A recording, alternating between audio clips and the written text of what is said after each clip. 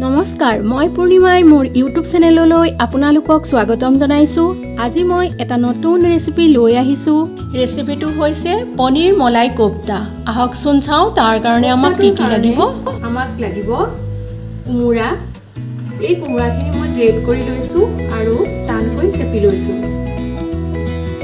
তাতে দি দিছোঁ সৰু সৰুকৈ কাটি থোৱা আদা আৰু সৰু সৰুকৈ কাটি থোৱা জলকীয়া আৰু এবাটি বেচন। আপোনালোকেও মনত থ'ব, কোপ্তাখিনি যেতিয়া বনাব তেতিয়াহে ইয়াত নিমখ মিক্স কৰিব। আমি কোপ্তাখিনিৰ কাৰণে গ্ৰেভিখিনি বনাই লওঁ।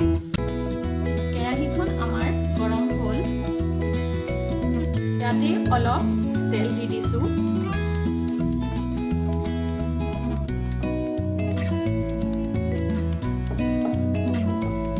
তেলখিনি গৰম হৈ গ'ল। এতিয়া ইয়াতে মই ইলাচি আৰু ডালচেনিখিনি দি দিছোঁ। সৰুকৈ কাটি লোৱা আদা নহৰুখিনিও দি লৈছোঁ। আদা নহৰুৰ কেঁচা গোন্ধ নোযোৱালৈকে মই এইখিনি ভালকৈ ফ্ৰাই কৰি লওঁ।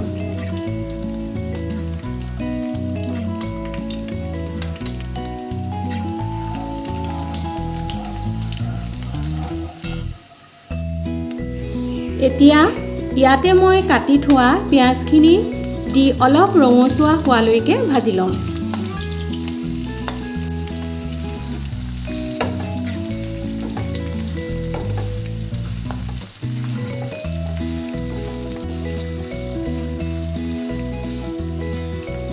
এয়া পিঁয়াজখিনি ৰঙচুৱা হৈ গৈছে।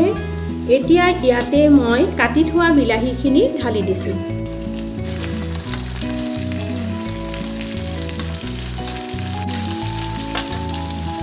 পিঁয়াজ আৰু বিলাহীখিনি মই সৰুকৈ কটা নাই, কাৰণ এইখিনি অলপ ফ্ৰাই কৰাৰ পাছত মিক্সিত দি ল'ম।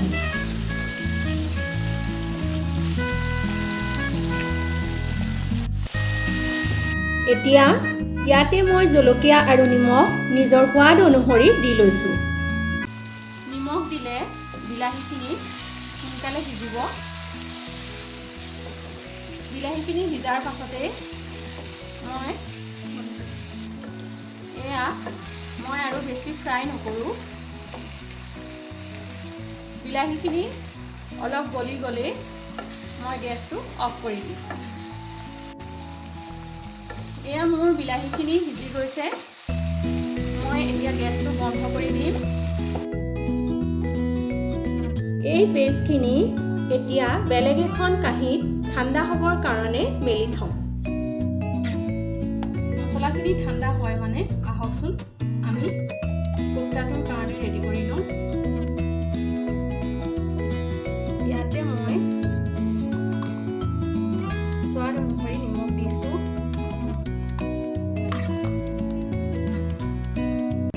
বেচন দি দিছোঁ।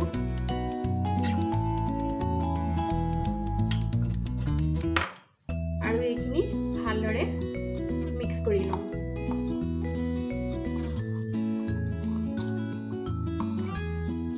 এয়া মই বেচনখিনি দি ভালকৈ মিক্স কৰি ল'লোঁ।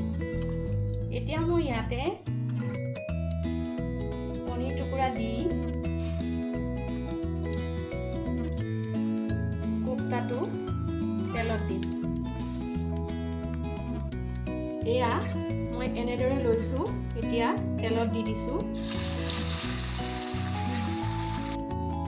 আপোনালোকে কিহৰ কিহৰ কোপ্তা খাইছে বাৰু? মোক কমেণ্টত জনাবচোন। কোপ্তাটো আপোনালোকে গোলকৈও বনাব পাৰে, কিন্তু মই দীঘলীয়াকৈ বনাই দেখুৱাইছোঁ। আপোনালোকে নিজৰ ইচ্ছামতে বনাব। যিটোৱে ভাল দেখে, গোলকৈ ভাল দেখিলে গোলকৈ বনাব। দীঘলকৈ যদি আপোনালোকৰ ভাল লাগে দীঘলকৈ বনাব।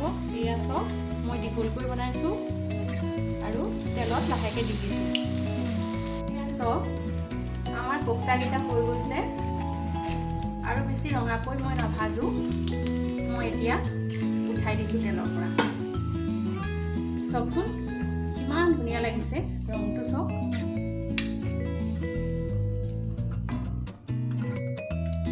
এয়া মই কেৰাহীটো গৰম কৰি ল'লোঁ। কোপ্তাৰ গ্ৰেভিখিনি এতিয়া বনাবলৈ আৰম্ভ কৰিম।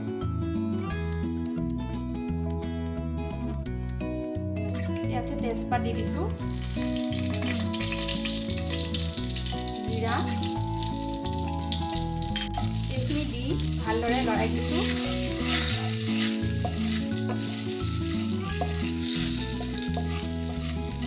ইয়াতে এচামুচ হালধি দি দিছোঁ।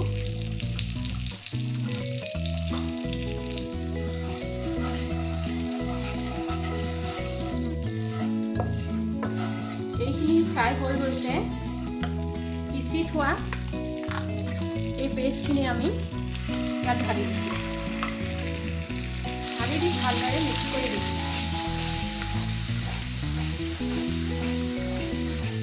এই পেষ্টখিনি আমি বেছি সময় ভাজিব নালাগে, কাৰণ আগতেই আমি ভাজি লৈছিলোঁ। এতিয়া অলপ সময় ভাজিলেই হ'ব। এয়া চাওকচোন, গ্ৰেভিখিনি ভালদৰে সিজি গৈছে। ইয়াতে মই মছলাখিনি দি ভালকৈ লৰাই লওঁ। ইয়াত মই বেছি পানী নিদিওঁ, এই পেষ্টৰ পানীখিনি দি দিছোঁ। অলপ সময় ঢাকন দি উতলিবলৈ দিম। উতলাৰ পাছত কোফ্তাকেইটা দি অফ কৰি দিম।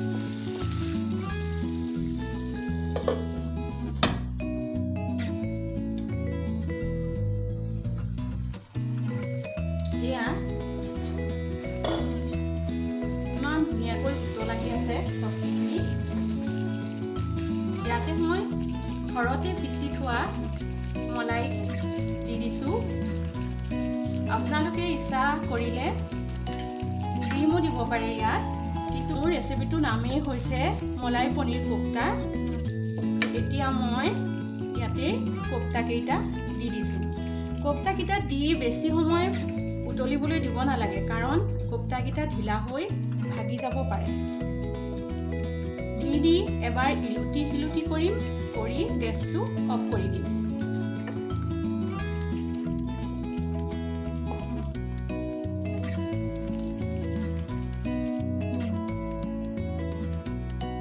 এয়া আমাৰ মলাই পনীৰ কোফ্তা ৰেডি হ'ল। আহকচোন আমি কাটি চাওঁ ভিতৰটো কেনেকুৱা বা হৈছে দেখিবলৈ।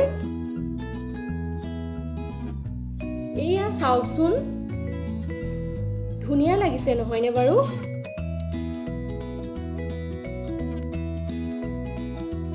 আজি এই মোৰ নতুন ৰেচিপিটো চাই আপোনালোকে যদি ভাল পালে লাইক, শ্বেয়াৰ আৰু ছাবস্ক্ৰাইব কৰিবলৈ নাপাহৰিব।